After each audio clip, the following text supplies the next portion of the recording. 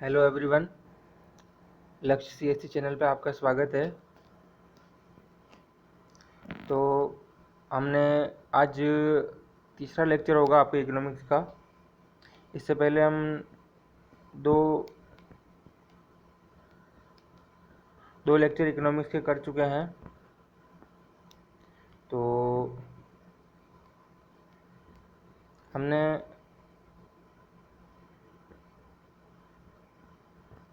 दो lecture economics के कर चुके हैं। उसके अंतर्गत हम बहुत सी अवधारणा को समझ चुके हैं। आज हमारा तीसरा लेक्चर होगा और आशा करता हूँ कि आपको पिछले दोनों लेक्चर अच्छे से समझ में आए होंगे। आज तीसरा लेक्चर होगा और अब हमने स्पीड थोड़ी सी धीरे कर दी है और शुरू में हो सकता है कि स्पीड थोड़ी सी तेज़ रह गई हो। तो हमने जो पिछले दो लेक्चर हुए उसके अंदर जो पढ़े हैं, जो 4 पॉइंट पढ़े हैं, उसके अंदर फर्स्ट हमने पढ़ा है जीडीपी का। फर्स्ट जीडीपी पढ़ा था हमने। सेकंड नंबर पे हमने पढ़ा था जीएनपी। थर्ड नंबर पे हमने पढ़ा था एनएनपी और फोर्थ नंबर पे हमने पढ़ा था एनएनपी फैक्टर कॉस्ट पे, एफसी, एनएनपी एफसी। 1 2 3 4, ठीक है। आज हम उसके आगे की चीज़ें पढ़ेंगे। फिफ्थ नंबर से स्टार्ट करेंगे हम। तो अगर आपने पीछे के लेक्चर नहीं देखे हैं तो एक बार उनको ज़रूर देख लेना, कम से कम 2 की स्पीड में, ताकि आपको कुछ आगे अच्छे से समझ में आए। और आधे घंटे के लेक्चर है, कुछ ज़्यादा बड़े भी नहीं है, ठीक है। तो आइए शुरू करते हैं।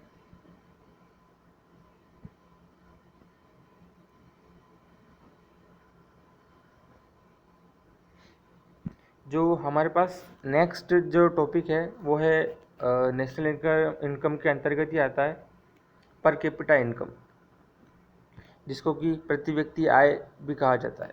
पर कैपिटा इनकम जिसको क्या कहा जाता है? प्रति व्यक्ति आय। हिंदी में क्या कहा जाता है? प्रति व्यक्ति आय, ठीक है। तो पर कैपिटा इनकम, पीसीआई, यानी कि प्रति व्यक्ति आय। तो अभी हमने जैसे कि जीडीपी पढ़ा है, जीएनपी पढ़ा है, या फिर एनएनपीएफसी पढ़ा है, जिसको कि राष्ट्रीय आय भी कहा जाता है। तो कई बार क्या होता है कि किसी भी देश, जैसे कि भारत देश का हम एग्जांपल लेते हैं, तो कई बार क्या होता है कि जो राष्ट्रीय आय होती है वो सही से वास्तविक स्थिति नहीं दिखा पाती है हमको। जब हमको वास्तविक आंकड़े नहीं प्राप्त होंगे तो हम किसी भी देश में कल्याण के लिए क्या क्या प्रोग्राम चलाएंगे, इस संबंध में सरकार को कई तरह की दिक्कतें का सामना करना पड़ता है। तो जैसे कि भारत की राष्ट्रीय आय बहुत ज़्यादा होगी, लेकिन भारत के जो व्यक्तिगत लोग होंगे उनको हो सकता है कि उनमें कुछ ना कुछ कमी हो। कमी का मतलब हो सकता है कि उनके पास उनका कल्याण नहीं हो रहा हो। तो ऐसे में क्या होता है कि जो असमानता होती है, आर्थिक असमानता होती है, उसको दूर करने के लिए सरकार को प्रयास करना पड़ता है। तो उसके लिए राष्ट्रीय आय के आंकड़ों की बजाय में जो प्रति व्यक्ति आय होता है, पर कैपिटल इनकम होता है, उसको थोड़ा सा बेहतर माना जाता है। किसी भी देश में लोगों को मिलने वाले आर्थिक कल्याण का पता लगाने के लिए राष्ट्रीय आय में जुड़ी सभी अवधारणाओं में प्रति व्यक्ति आय को ही सर्वाधिक बेहतर माना जाता है। क्यों सर्वाधिक बेहतर माना जाता है? क्योंकि जो राष्ट्रीय आय होती है वो समग्र रूप से होती है, लेकिन जो प्रति व्यक्ति आय होती है वो छोटी छोटी होती है, जिससे कि हमें वास्तविक स्थिति का अच्छे से पता चल पाता है। तो इसको निकाला कैसे जाता है? सबसे पहले इसका जो फॉर्मूला है, राष्ट्रीय आय में पॉपुलेशन का भाग दे दिया जाता है। नेशनल इनकम में पॉपुलेशन का भाग दिया जाता है, तो पर कैपिटा इनकम यानी कि पीसीआई, प्रति व्यक्ति आय, निकल जाता है। आप लिखिएगा, किसी भी देश में लोगों को मिलने वाले आर्थिक कल्याण का पता लगाने के लिए राष्ट्रीय आय से जुड़ी सभी अवधारणाओं में प्रति व्यक्ति आय को ही सर्वाधिक बेहतर माना जाता है। मैंने आपको जैसे कि अभी समझाया कि बेहतर क्यों है, क्योंकि जो नेशनल इनकम होती है वो समग्र आंकड़े प्रदान करती है, लेकिन समग्र आंकड़े से कई बार हो सकता है कि कोई एक चीज़ बीच में छूट जाए, कोई एक पार्ट ऐसा छूट जाए। तो प्रति व्यक्ति आय को ही ज़्यादा बेहतर माना जाता है राष्ट्रीय आय में गणना करने के लिए। वही आगे मैंने लिखा हुआ है। कई बार राष्ट्रीय मतलब जीडीपी हो गया आपका, या जीडीपी आदि की कुल मात्रा के अधिक होने के बावजूद ये हो सकता है कि लोगों के कल्याण का स्तर कम हो, जैसा कि भारत में देखने को मिलता है। भारत दुनिया की तीसरी सबसे बड़ी अर्थव्यवस्था है क्रय शक्ति क्षमता आधार पर। इसके बावजूद भारत मानव विकास की दृष्टि से भारत का दुनिया में 131वां स्थान है। स्पष्ट है कि भारतीय आय जीडीपी आदि की कुल मात्रा से लोगों के आर्थिक कल्याण का ठीक से पता नहीं लग पाता है। अन्य बातों के अलावा यदि किसी राष्ट्र की जनसंख्या अधिक है तो राष्ट्रीय आय या जीडीपी अधिक होते हुए भी कल्याण का स्तर कम हो सकता है। यही कारण है कि प्रति व्यक्ति आय को आर्थिक कल्याण को प्रदर्शित करने की दृष्टि से सर्वाधिक बेहतर सूचक माना गया है। मैंने आपको अच्छे से बता दिया है कि पर कैपिटा इनकम जो होती है वो बेहतर क्यों है जीडीपी से या फिर नेशनल इनकम से। तो क्वेश्चन यही बन सकता है कि नेशनल इनकम से बेहतर कैसे है प्रति व्यक्ति आय, पहला क्वेश्चन। दूसरा ये कि प्रति व्यक्ति आय को कैसे निकाला जाता है, उसका फॉर्मूला क्या है। उसका फॉर्मूला भी मैंने आपको बता दिया है कि नेशनल इनकम राष्ट्रीय आय के अंदर हम अगर पॉपुलेशन का भाग देते हैं तो हमारे पास पर कैपिटा इनकम निकल जाएगा। ये 5th नंबर का टॉपिक हमारा हो गया है। अब हम आगे की तरफ बढ़ेंगे। नेक्स्ट हमारे पास जो टॉपिक है वो है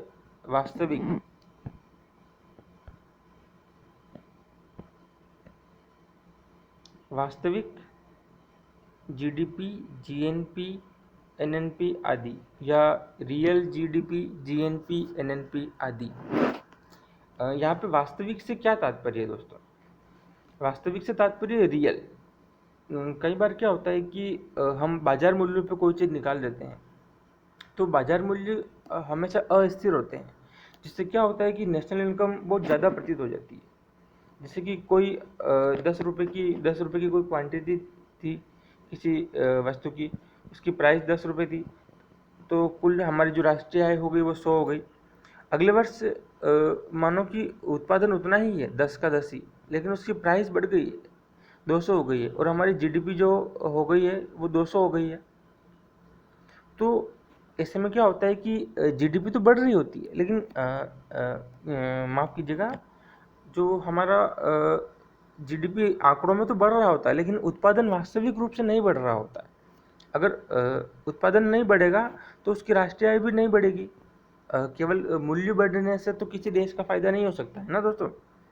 तो उसी तरह क्या होता है कि वास्तविक आय जो होती है हमारे पास, जिसके आगे भी रियल लगा देते हैं हम, रियल जीडीपी निकालना हो, रियल जीएनपी निकालना हो या रियल एनएनपी निकालना हो, इसको क्या स्थिर मूल्यों पर निकाला जाता है। स्थिर मूल्यों के लिए कुछ एक बेस ईयर मान लिया जाएगा प्रीवियस ईयर का, या फिर कोई एक सरकार निर्धारित करती है। बेस ईयर मान लेने से क्या होता है कि जो मूल्यों में होने वाला परिवर्तन होता है वो एक बार के लिए रुक जाता है, और जो उत्पादन में परिवर्तन होता है वही हमको दिखाई देता है, जिससे कि हम वास्तविक स्थिति तक पहुंच सकते हैं। क्या होता है कि यदि जीडीपी, जीएनपी, एनएनपी आदि को स्थिर मूल्यों पर यानी कि कांस्टेंट प्राइस पर निकाला जाता है तो उनके आगे रियल शब्द का प्रयोग किया जाता है, क्योंकि मूल्यों को स्थिर करने से उत्पादन में परिवर्तनों का वास्तविक रूप में पता लगता है। इसमें वस्तुओं और सेवाओं के मूल्य बदलते रहते हैं, क्योंकि जीडीपी, जीएनपी आदि बाजार मूल्यों पर ही निकाले जाते हैं, इसलिए उनका मूल्य भी बदल जाएगा अगर बाजार मूल्य बदल जाते हैं तो। भले ही उत्पादन में कोई परिवर्तन नहीं हुआ हो, तो अगर हमको वास्तविक उत्पादन निकालना है इंडिया की, अगर हमको वास्तविक उत्पादन चाहिए, प्रोडक्शन के बारे में अगर हमको जानना है, अगर हम उत्पादन के बारे में नहीं जानेंगे तो अगर उत्पादन के बारे में नहीं पता चलेगा तो हमें देश की वास्तविक स्थिति के बारे में नहीं पता चलेगा। तो वास्तविक स्थिति का पता लगाने के लिए हम वास्तविक जीडीपी या जीएनपी या एनएनपी यानी कि रियल जीडीपी, जीएनपी, एनएनपी का प्रयोग करते हैं। वास्तविक को कैसे निकाला जाएगा? मार्केट प्राइस नहीं लेते हैं, उसमें कोई कांस्टेंट प्राइस ले लेंगे पिछले साल, जो कि बेस ईयर होता है, सरकार द्वारा निर्धारित किया जाता है, तो उसी को हम आधार मान लिया जाता है।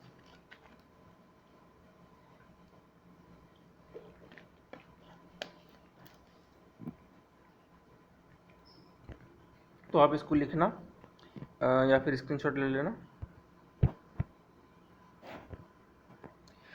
यदि जीडीपी, जीएनपी, एनएनपी आदि को स्थिर मूल्यों पर एट कांस्टेंट प्राइस निकाला जाता है तो उनके आगे रियल शब्द का प्रयोग किया जाता है, क्योंकि मूल्यों को स्थिर करने से उत्पादन में परिवर्तन का वास्तविक रूप में पता लगता है। मूल्यों को स्थिर करने से उत्पादन में परिवर्तन का वास्तविक रूप में पता लगता है। यह ध्यान देने योग्य है कि वस्तुओं और सेवाओं के मूल्य बदलते रहते हैं, क्योंकि जीडीपी, जीएनपी आदि बाजार मूल्यों पर निकाले जाते हैं, इसलिए उनका मूल्य भी बदल जाएगा। यदि बाजार मूल्य बदल जाते हैं, भले ही उत्पादन में कोई परिवर्तन नहीं हुआ हो। सीधा सा मतलब है कि अगर उत्पादन में कोई परिवर्तन नहीं हुआ है तो भी अगर हम मार्केट प्राइस पर लेते हैं तो बाजार मूल्यों के आधार पर उसकी गणना हो जाएगी, जो कि गलत होगा। हमने एग्जाम्पल से देखा था। एक और एग्जाम्पल मैं बताता हूँ आपको। अभी आप फिलहाल इतना ध्यान में रखना कि अगर हम मार्केट प्राइस पर राष्ट्रीय आय की गणना करते हैं तो हम क्वांटिटी और प्राइस का गुणा करते हैं, तो हमारे पास जो जीडीपी वगैरह कोई भी चीज़ आती है उसी को हम लास्ट में जोड़ते हैं अंतिम वस्तुओं सेवाओं के मूल्य को। मान लो कि क्वांटिटी 2020-21 में 10 थी और प्राइस 10 था, तो हमारे पास मूल्यों का योग कितना हो गया? 100 रुपये। उसी तरह अगले साल अगर 21-22 में 10 क्वांटिटी थी और उसकी वस्तु की प्राइस बढ़ गई 200, तो इस समय जीडीपी भी हमको 200 रुपये बढ़ता हुआ दिखेगा, 100 रुपये बढ़ता हुआ दिखेगा, टोटल 200 रुपये हो जाएगा। अगले साल भी सेम कंडीशन होगी और 300 रुपये दिखेगा, प्राइस बढ़ गई है इसकी 30 रुपये, वस्तु वही है, उत्पादन वही है 10-10-10, लेकिन उसकी प्राइस 300 हो गई है, हम देश की जीडीपी 300 हो गई है 100 से, ऐसा कह सकते हैं लोग बहुत सारे। लेकिन इसका वास्तविक स्थिति नहीं है दोस्तों, आपको अच्छे से समझिए इस चीज़ को। क्वांटिटी स्थिर है, केवल प्राइस बढ़ रहा है उसका। जब तक देश में उत्पादन नहीं बढ़ेगा, किसी भी देश में अगर उत्पादन नहीं बढ़ेगा तो तब तक उस देश का आर्थिक विकास नहीं होगा। उत्पादन बढ़ाना बहुत जरूरी है हमको। तो उत्पादन कैसे पता लगाएंगे हम? उत्पादन पता लगाने के लिए हम कोई एक बेस ईयर मान लेंगे और प्राइस को बदल लेंगे नहीं, प्राइस को कांस्टेंट कर देंगे, हम स्थिर कर देंगे और 5 रुपये या फिर कोई भी एक ऐसी चीज़ मान लेंगे जो कि स्थिर हो। जैसे कि इस एग्जाम्पल में हमने 5 रुपये स्थिर मूल्य मान लिया, तो हमेशा आप देख सकते हैं कि 5 रुपये से 50 रुपये, 50 रुपये, 50 रुपये, यानी कि राष्ट्रीय आय स्थिर हो गई। अब अगर इनमें कुछ परिवर्तन होता है, 10 की जगह 20 होता है, अगर जीडीपी कुछ बढ़ती है, तो हम आसानी से बता सकते हैं कि वो उत्पादन में परिवर्तन हुआ है, जिसके कारण ही इस प्राइस के अंदर, जीडीपी के अंदर बढ़ोतरी हुई है। ठीक है दोस्तों, बाजार मूल्यों को स्थिर करने के लिए किसी वर्ष को आधार वर्ष, बेस ईयर के रूप में चुना जाता है। आधार वर्ष के रूप में चुनने के लिए यह देखा जाता है कि संबंधित वर्ष एक सामान्य वर्ष हो। वर्तमान में भारत में 2011-12 आधार वर्ष है। 2015 में 2004-5 के स्थान पर इसे आधार वर्ष के रूप में चुना गया था। बेस ईयर, थोड़ा सा इसका मैं बता देता हूँ आपको। बेस ईयर ना कोई एक ऐसा वर्ष होना चाहिए जो कि सामान्य वर्ष हो, कोई एक्स्ट्रा ऑर्डिनरी यानी कि असामान्य वर्ष नहीं होना चाहिए, जिसमें कि कोई मंदी आ गई हो या फिर बहुत तेज़ी से मूल्य बढ़े हो, घटे हो, ऐसा वर्ष नहीं होना चाहिए। कोई सामान्य वर्ष होना चाहिए, उसी को बेस ईयर के रूप में चुना जाता है सरकार के द्वारा। हम अपने नेक्स्ट, इसमें एक और बात है छोटी सी, कि जो राष्ट्रीय सांख्यिकी आयोग के अनुसार प्रत्येक 5 वर्ष के समयांतराल पर आधार वर्ष को बदला जाना चाहिए। ये एक रिकमेंडेशन है राष्ट्रीय सांख्यिकी आयोग की। हमने अभी तक 6 पॉइंट डिस्कस कर चुके हैं हम। मैं आपको एक बार उनके नाम बता दूं। अगर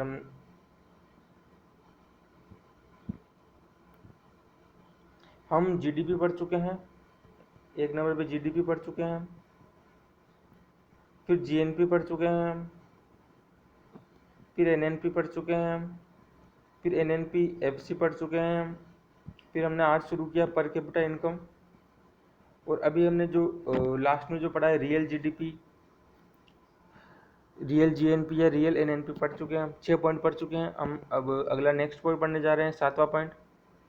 ज़्यादा इंपॉर्टेंट तो नहीं है, लेकिन फिर भी आप देख लीजिए। नॉमिनल या नाम मात्र का जीडीपी, जीएनपी, एनएनपी आदि।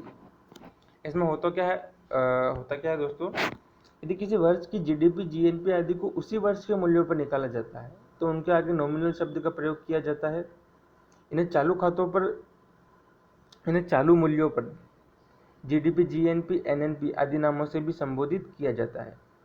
होता क्या है कि चालू मूल्यों पर निकाले गए जीडीपी, जीएनपी, एनएनपी आदि से उत्पादन के परिवर्तनों का पता नहीं लग पाता, इसलिए इन्हें कोई महत्व नहीं दिया जाता है। यही कारण है कि इनके आगे नॉमिनल शब्द लगा दिया जाता है। नाम मात्र का जो हम करंट प्राइस पर निकाले जाते हैं चालू मूल्यों पर जीडीपी, जीएनपी को, तो ये वास्तविक स्थिति का पता नहीं लगा पाते हैं इनके द्वारा, तो इनको कोई ज़्यादा महत्व नहीं दिया जाता है। यदि किसी वर्ष की जीडीपी, जीएनपी आदि को उसी वर्ष के मूल्यों पर निकाला जाता है तो उनके आगे नॉमिनल शब्द का प्रयोग किया जाता है। उन्हें चालू मूल्यों पर जीडीपी, जीएनपी, एनएनपी आदि नामों से भी संबोधित किया जाता है। क्योंकि चालू मूल्यों पर निकाले गए जीडीपी, जीएनपी, एनएनपी आदि से उत्पादन के परिवर्तनों का पता नहीं लग पाता, इसलिए इन्हें कोई महत्व नहीं दिया जाता है। यही कारण है कि इनके आगे नॉमिनल शब्द लगाया जाता है। हम आज का जो लास्ट टॉपिक है जीएनपी डिफ्लेटर, इसको अच्छे से पढ़ना, थोड़ा सा ये इम्पोर्टेंट है एकदम। जीएनपी डिफ्लेटर, सबसे पहले इसका फॉर्मूला देख लेते हैं हम। इसका जो फॉर्मूला होता है वो होता है nominal GNP divided by real GNP. एक बार फिर से बोलना, nominal GNP divided by real GNP. आप इसके आगे कुछ भी लिख सकते हैं, nominal GDP divided by real GDP, GNP, NNP, आप जो भी चाहें वो इसको निकाल सकते हैं, लेकिन हमने जीएनपी जो कि हम राष्ट्रीय आय की गणना करते हैं तो उसके अकॉर्डिंग इसका एग्जाम्पल लिया है। इसे निकाला जाता है nominal GNP divided by real GNP. कई बार इसे 100 से गुणा कर दिया जाता है, तो इसका सूत्र में इसके आगे 100 लगा दिया जाता है। जीएनपी डिफ्लेटर के समान जीडीपी डिफ्लेटर भी निकाला जा सकता है, मैंने अभी आपको बताया ही है। इसके निकालने के पीछे जो मुख्य दो उद्देश्य होते हैं, इसमें क्या होता है कि किसी भी वस्तु के चालू मूल्य से आधार वर्ष के मूल्य की गणना करने में मदद करना, अर्थात नॉमिनल वैल्यू से रियल वैल्यू की गणना करने में मदद करता है। आप देख ही सकते हैं फॉर्मूले में, नॉमिनल वैल्यू से रियल वैल्यू में गणना करने में मदद करना। इससे एक और चीज़ का पता चलता है कि देश में मुद्रास्फीति के बारे में जानकारी देता है। हालांकि जीएनपी, जीडीपी डिफ्लेटर का उपयोग अधिक नहीं किया जाता है। इसका कारण यह होता है कि मुद्रास्फीति कुछ चयनित वस्तुओं के लिए देखी जाती है, जबकि जीएनपी, जीडीपी डिफ्लेटर में देश में उत्पादित होने वाली सभी वस्तुओं और सेवाओं को सम्मिलित किया जाता है। इसको ज़्यादा उपयोग में नहीं रहते। ये क्वेश्चन के पूछा जाता है इस बार कई बार टेस्ट सीरीज में, इसके लिए इसलिए मैंने आपको इम्पोर्टेंट बताया। लेकिन जो देश के स्तर पर देखा जाए तो उसमें इसको ज़्यादा उपयोग नहीं किया जाता है। होता क्या है कि मुद्रास्फीति के लिए तो कुछ चयनित वस्तुएं होती है, एक 700-800 की बास्केट होती है, आइटम्स ऑफ बास्केट, वस्तुओं की टोकरी कहते हैं उसको, उसके आधार पर निकाला जाता है। लेकिन जो इसके माध्यम से जो मुद्रास्फीति का संकेत मिलता है उसके अंदर तो सारी वस्तुएं आ गई, लेकिन सारी वस्तुओं को तो हम मुद्रास्फीति के लिए गणना में उपयोग में नहीं लेते हैं, इसलिए इसका जो उपयोग होता है जीएनपी डिफ्लेटर का, वो थोड़ा सा इसका उपयोग कम हो जाता है। कई बार इसे 100 से गुणा कर दिया जाता है। ऐसी स्थिति में इसका सूत्र निम्न प्रकार होगा, nominal GNP divided by real GNP into 100। GNP deflator के समान जीडीपी डिफ्लेटर भी निकाला जा सकता है, मैंने आपको बताया है। जीएनपी या जीडीपी डिफ्लेटर को दो मुख्य कार्य होते हैं। किसी भी वस्तु के चालू मूल्य से आधार वर्ष के मूल्य की गणना करने में मदद करना, अर्थात नॉमिनल वैल्यू से रियल वैल्यू की गणना करने में मदद करना, इसका पहला मेन पर्पस। दूसरा, इसका मुद्रास्फीति की स्थिति के बारे में जानकारी देना। हालांकि इसके लिए जीएनपी, जीडीपी डिफ्लेटर का उपयोग अधिक नहीं किया जाता। इसका कारण यह होता है कि मुद्रास्फीति कुछ चयनित आवश्यक वस्तुओं के लिए देखी जाती है, जबकि जीएनपी, जीडीपी डिफ्लेटर में देश में उत्पादित होने वाले सभी वस्तुओं और सेवाओं को सम्मिलित किया जाता है। ठीक है दोस्तों, ये हमने 8 कुछ बेसिक अवधारणाएं थी, उनको अच्छे से कवर कर दिया है हमने। 3 लेक्चर यानी कि 1.5 घंटे में हो गया होगा, मेरे हिसाब से 1.5 घंटा भी नहीं लगा होगा टोटल सारे लेक्चर को मिला के। तो आप इनको अच्छे से याद करना, एकदम बेसिक चीज़ें हैं सारी, और अच्छे से याद करके एकदम कोशिश करना कि इनसे कोई एमसीक्यू सीरीज अगर लगा पाओ आप तो, क्योंकि ये बहुत इंपॉर्टेंट होते हैं दोस्तों। और हम क्या क्या चीज़ें पढ़ चुके हैं वो मैं आपको एक बार शॉर्ट में समझा देता हूँ। हम जीडीपी पढ़ चुके हैं, हम जीएनपी पढ़ चुके हैं, हम एनएनपी पढ़ चुके हैं, हम एनएनपी एफसी पढ़ चुके हैं। हम ये 4 चीज़ें पहले के लेक्चर में की थी हमने। आज हम पर कैपिटा इनकम से शुरू किया हमने। पर कैपिटा इनकम के बाद में हमने रियल जीडीपी, रियल जीएनपी देखा, फिर नॉमिनल जीडीपी, जीएनपी देखा, फिर हमने लास्ट में अभी हमने जीडीपी या जीएनपी डिफ्लेटर देखा। उसके 2 मुख्य उपयोग होते हैं, वो भी देखे हमने। ठीक है दोस्तों, तो इस लेक्चर में इतना ही। आप इसके अच्छे से शॉर्ट नोट्स बना लेना, और शॉर्ट नोट्स नहीं भी बनाओ तो डिटेल नोट्स इसके कॉपी भी कर सकते हो आप इसको। आपने अगर वीडियो देखा होगा तो आप वीडियो पॉज करके आप इसको अच्छे से लिख भी सकते हो। तो इसमें स्पीड हमने थोड़ी सी धीरे रखी है। मैं चाहता तो इसको 2 मिनट में फटाफट रीडिंग करके निकल सकता था, लेकिन इसको अच्छे से समझाना ज़रूरी है। अगर आपका इकोनॉमिक्स बैकग्राउंड नहीं रहा है तो आप इसको अच्छे से देखिए, समझिए और नोट करिए और इसको याद करिए। बस आपको प्री में आपको कोई दिक्कत नहीं आने वाली है। ठीक है दोस्तों, तो कल से हम नया टॉपिक होगा, राष्ट्रीय आय के अंतर्गत ही केंद्र का अर्थशास्त्र होता है, उसको हम शुरू करेंगे कल। तो ठीक है, आज के लेक्चर में इतना ही। थैंक यू, धन्यवाद।